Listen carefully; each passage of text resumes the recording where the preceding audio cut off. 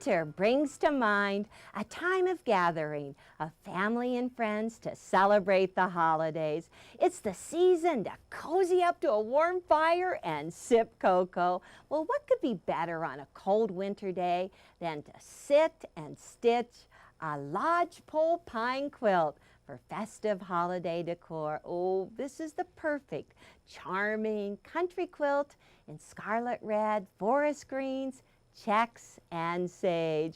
And those large country roses are robust in red and green, and they just fill in those side and corner triangles. Well, I named this lodgepole pine block because it's known for its long, slender trunk. You know, the average mature size is 24 inches in diameter and 70 feet high. My log home was constructed from lodgepole pine brought in from Oregon. Well, each of the poles were numbered, so it was easy to reconstruct on this site. Well, here's a photograph taken while they were building it in 1988. This is the wall dividing my two downstairs bedrooms, and it's amazing how it looks now.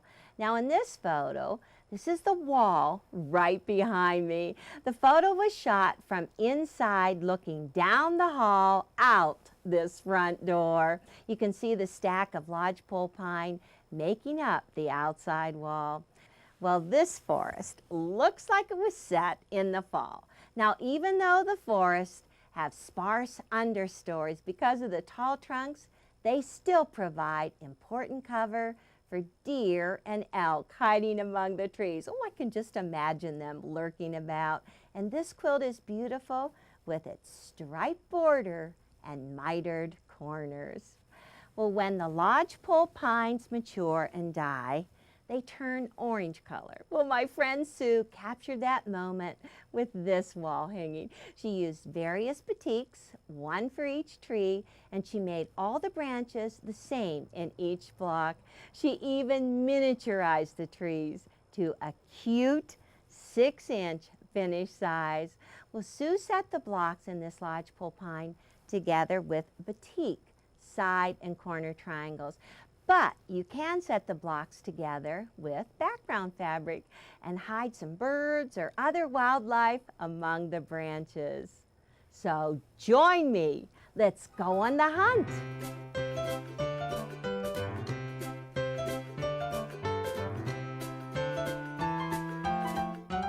Even Paul Bunyan would be proud of these tall pine trees. Well, there's 5 of them set together into a wall hanging and separated with lattice and cornerstones. Oh, bright, cheery red cornerstones, just to bring out the red and those beautiful cardinals. Well, the trees are made with only 3 different greens in this wall hanging, but if you notice, the placement of the green changes between each one of the blocks, so the blocks aren't so boring, much more interesting. Let me go over the parts of the block for you because they're so logical. Yep, of course, we start out with the trunk right here. Then the bottom branch is made up of 5-inch strip and a 6.5-inch.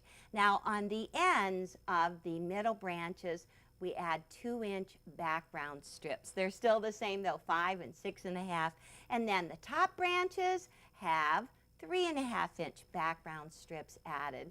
And you can see we've got check at the top right here and check at the bottom right here.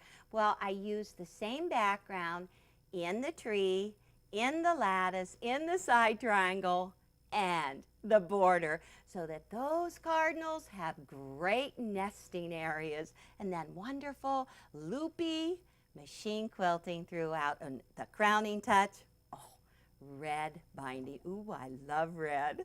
Well, the block is very easy and fast to do. It's actually a great masculine block. You can make it for all of the men in your life or all the boys. The trunk starts out with a 5-inch background square. You cut it on one diagonal. You're going to make one for each tree that you have. And then the trunk is a 1.5-inch by 8-inch in length. Well, I found out a long time ago it's pretty easy to not get these triangles centered right on your trunk. So I like to take the triangles, fold them in half on the diagonal, and do the very same thing with the trunk. You've got to get some match points set up so they work well. And then you're going to put a triangle here and a triangle here. Now, so that we sew with the bias on the bottom, take the trunk, flip it right sides together, and then just line up those outside edges. It's that 1/4 inch seam, you guys know, 1/4 inch seam and 15 stitches to the inch. You're just going to assembly line sew one trunk after the other.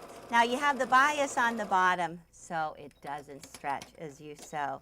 Once you have that trunk sewn on, then just open the trunk. You can use your wooden iron or go to your regular iron and press the seam so that it's behind the trunk. Gosh, I wonder.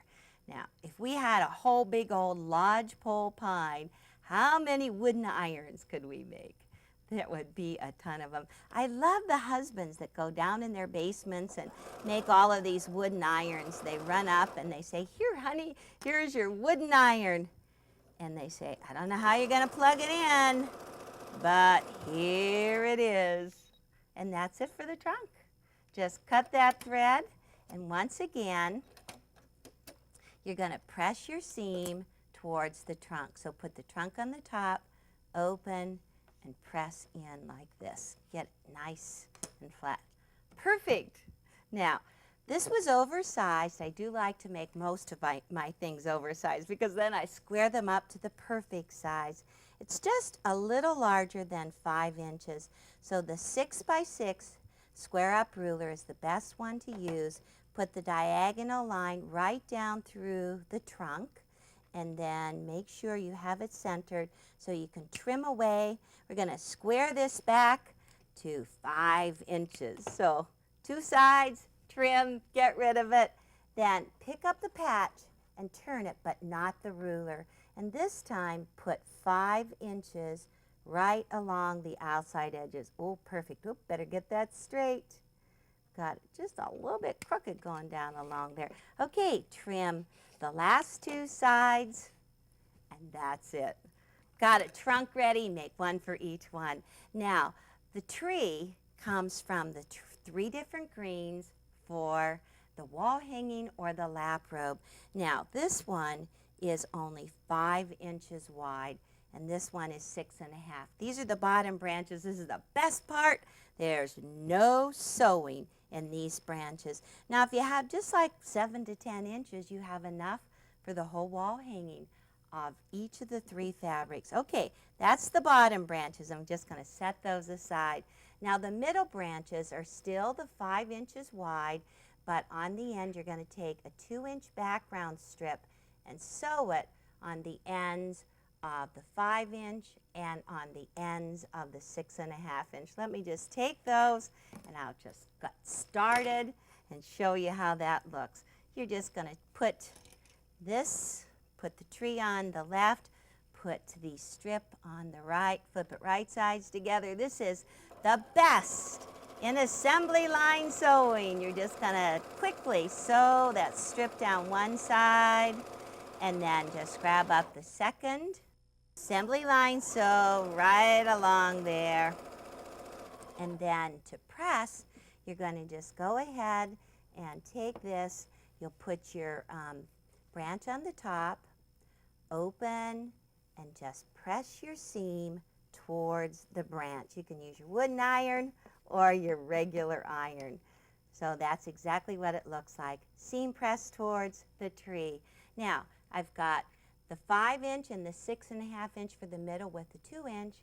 The top row, the top branches, these are 3.5-inch background strips sewn to a 5-inch width, and the same thing with a 3.5-inch background sewn to the 6.5-inch. I've got some power sewing to do. Now I'm gonna chop up these logs with a chainsaw. Nope. I think a rotary cutter will do. Well, this is the first row of branches. This is the bottom branches. They are 5 inches wide and 6.5 inches wide. No sewing in this. This is the best part. Now, they are cut into 2-inch logs. So I get it done quickly. I'm just going to go ahead and stack those up on top of each other and just use a 6x12 in my cutter. Now, I always like to straighten that left edge. Just put your 1/4-inch line along there. Ooh, a fresh blade would be great. Just get that trim. Now, you can go ahead and use the lines on the ruler or the lines on your mat and just keep on picking up, moving that ruler right along there and cutting 2-inch logs. Now, there are 5, you need 5 stacks for a wall hanging, 8 stacks for a lap robe. Oh my gosh, I'm just right on the edge. I'm living dangerously. And just get rid of it. Now, I've got my trunk here, so let's lay them out. First, we have the 5-inch ones are going to go along one side, and then the 6.5 go along the other side like that. And I'm just going to take these and kind of crisscross them and stack them up for later use. Well, the ruler's okay, the rotary cutter, but this is the ruler that I really like to use. Oh my gosh, it goes so fast. Let me show you how.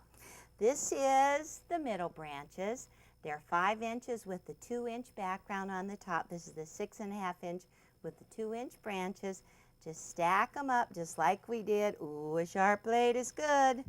And just put the ruler right on top. And let's see if I can fit this right here with the sewing machine. Okay, once again, I like to straighten that edge. So all I'm going to do is just put my cutter in at 0. Just trim off that little extra, and you can see I'm just going to take that and get rid of it. Now go to 2, there's a little keyhole, put the blade of your cutter in and go across. Well, the advantage of this is that you don't have to keep on picking up and moving your ruler every time you make a cut. So that is the middle branches. Boy, I am really tight on this. Okay, let's get these. These are the 5-inch ones. They're going to go right here like this. And the 6.5-inch ones go right like that. And we'll just slip these aside for later. Okay, top branches. These are the 5-inch pieces, 5-inch with 3.5-inch background. And I'm just going to put the second ones with the 6.5-inch right underneath. Slide that. Oh my gosh, I'm not throwing that on the floor. I need that to finish my blocks. Okay, and then once again, just line up so you have a little to the left of 0. I've got it straight across the bottom here. Get that cutter right in there. You can put some marks on every 2 inches if you think that you're going to get occupied and forget where you're cutting, or else just hold a second ruler on top so it doesn't slide, and that's it. Those are cut. The top branches, get rid of these. Okay, now let me just place this so these go right here like this. And these go like this. And that's the block. Pretty easy, isn't it? Okay, well, we're just going to start sewing these branches to the trunk. Start with this one right here, and we'll just flip it over so that it goes on the top of the trunk, and we'll just sew a 1/4-inch seam right along there. This is so easy to do. Just follows an order. Just line that up. The trunk is 5 inches. The strip is 5 inches. It should fit perfectly. Sew along there, and you can assembly line sew all of them. Now, leave your branch on the top, open, and press right into it. And we want to have the same fabric on the opposite side on the 6.5-inch. So let me just pull that off, and we'll flip right sides together and just sew the branch. Now I'm going to go down this way so I don't fight the seam as I go along. It's easier if the seam is underneath, and we'll just work it down in there. Now you'll find out if your sewing is accurate, if this piece fits on perfectly. You can check it out. Ooh, looking good. Okay, seams going up this way. along here you're going to press. Okay, now we did this fabric, so for the next one we want to use a different fabric. How about that one? That one would look good. We'll just flip it right sides together, and I think I'll just sew with that seam so that it's down underneath so I don't fight it. And you just keep on adding these branches from the trunk out to the outside edge. One more and I'll be done. Show you. Okay, let's just take this and press the seams out. The same fabric should go on the opposite side. Let me get the right piece. That would go right there like that. Now, since I used this one with the little stripe as the first one, this solid looking green for the second set of branches, I'm going for the check. You want to just mix up your branches as you go along so the trees don't look exactly the same. That's it. Now, once I add that, I'll just press all the seams away from the trunk and the block is finished. You know, Cardinals made for life. They love to sit in the backyard in the snow and sing a duet together. You know, I'm singing a song about this applique technique on the Cardinals. It's very easy to do. Well, the secret is the fusible interfacing, so we don't have any needle turn. You just take the Cardinal pattern and find the smooth side of the interfacing. Then just trace around that Cardinal with a permanent marking pen. Place the fusible side against the right side of the fabric and you're ready for sewing. Now, just in case you're not great with that permanent marker, we do have those lines printed on fusible interfacing. Makes it a lot easier. Now, your stitch is a very small stitch. It's 18 stitches to the inch. I'm using an applique foot. It has metal on the bottom, and it's really great to use needle down so that whenever you sew around these outside edges, you can just keep that needle on the line. Now, I also have lightened the pressure on my presser foot so that I can curve sew around all of these curves. So just keep on sewing the whole way around, and when you get back to where you started, just overlap your stitches. Well, I took one already that I sewed earlier, and I trimmed 1/8 inch away from the line. I want to show you the unique way of turning it because you've got that long, slender tail on that Cardinal. You just go, oh my gosh, how am I going to get this little thing turned? So just cut a hole right in the interfacing, kind of in the center of the body. You need that fat-free straw. Oh yes, just great. Stick that straw right up the tail, and then turn the fabric so that it's on the end of the straw, kind of like a drum. The next tool is the ballpoint bodkin. Just take the bodkin and just push that tail right in there. Whoops, just like that. So whenever you pull it off, you've got that tail completely turned. Now, how about sticking that straw right up into that nice cone? It's really easy to do. You know that Cardinals really start nesting early in the year. They start nesting when there's still snow on the ground because many times they have actually 2 sets of families. It's really great. You know, the female will lay 3 to 5 eggs in her nest, and whenever they hatch, while they're learning how to fly, the male will take care of them. What a guy. He'll take care of them while the female starts a second family. But those birds are the first birds of spring. Oh, I think Cardinals are everybody's favorite. Okay, so just roll around, poke that out, and you can get a really crisp point right here by taking your stiletto and just picking out like that.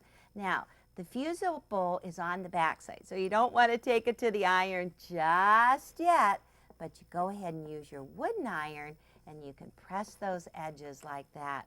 Well, I did the same thing with the wing. I traced it, I stitched around it with that little stitch, turned it right side out. Now, I'd like to give it some dimension. This is 100% cotton. It is cut exactly the same size. Well, the hemostats are really useful for this one. So you just grab hold of that tip of the wing, just take your hemostat, pull that right out to the end, release it, then come back, get that rest of that cotton batting, just push it right through that hole and manipulate it right around to the outside edge. And once that's all done, all you have to do is finish the trees, sew them together, and then I'm going to show you how to fuse these cardinals onto the top. I finished my 5 blocks and measured them, and they are a perfect 9.5 inches. How lucky is that?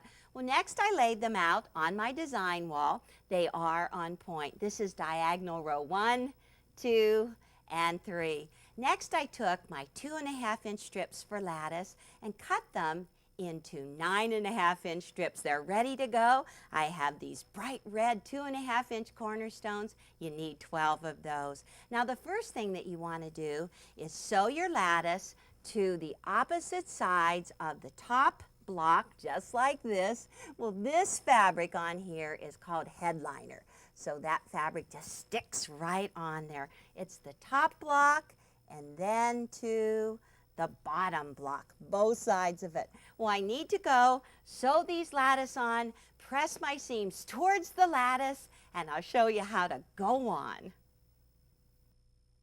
The side lattice is on the top and bottom blocks. Sew the middle row together and press seams toward the lattice. Now that the middle row is sewn together, sew the cornerstones to the ends of the remaining lattice for each row. The side triangles come from one 17-inch square cut on both diagonals. You can use a print if you aren't adding cardinals, but if you're adding cardinals like I am, use the same background as in the Lodgepole pine blocks. For the corners, cut 2 10.5-inch squares in half on one diagonal and sew to the top. Then square it up and add the borders. I fused my 4 cardinals to my top, 3 looking in one direction, and the last one, the mirror image of the other 3. Well, now all I have to do is draw the branches right underneath the cardinal. You just peel back the cardinal slightly, and this is the pattern for the branches. Just get that lined up right underneath there, and then with a pencil, put it right in the slots and just trace right through here, long like that. Doesn't matter, it doesn't have to be perfect, and that's what it looks like, all ready for sewing. Well, I started sewing on this one over here, so let me just slide it around and I'll show you the branches. Now the branches are sewn with brown pearl cotton, embroidery floss, or yarn. You can use either one, but use a large-eyed needle and do the back stitch. Now when you do the back stitch, you take about 1/4 inch stitches. I'm going this way and I'm a 1/4 inch past the last stitch. Okay, now the needles are a little different. They're called a ladder stitch, and that's just as much fun. You can do green pearl cotton again, embroidery floss, yarn, whatever you like. But you can change the length as you go. Take a stitch like this for the ladder stitch. Now, head down towards the brown branch and take underneath, go underneath about 1/4 inch and come up. And you just keep on working back and forth. You can get wider as you go from the narrow tip of it down to the bottom of the branch. And just keep on going back and forth like that. And you'll get this great looking lodgepole pine. You know, cardinals are just so cute to watch. They pair for life, you know that. You can keep them in your feeder with sunflower seeds or cracked corn. Just keep an eye on those two because they sit and they feed each other. And as their beaks touch, they just kind of look like they're looking longingly at each other. And I know what they're saying. They're saying, I really love that quilt, and I'm so glad they put those cardinals on there. Now you enjoy making your own lodgepole pine.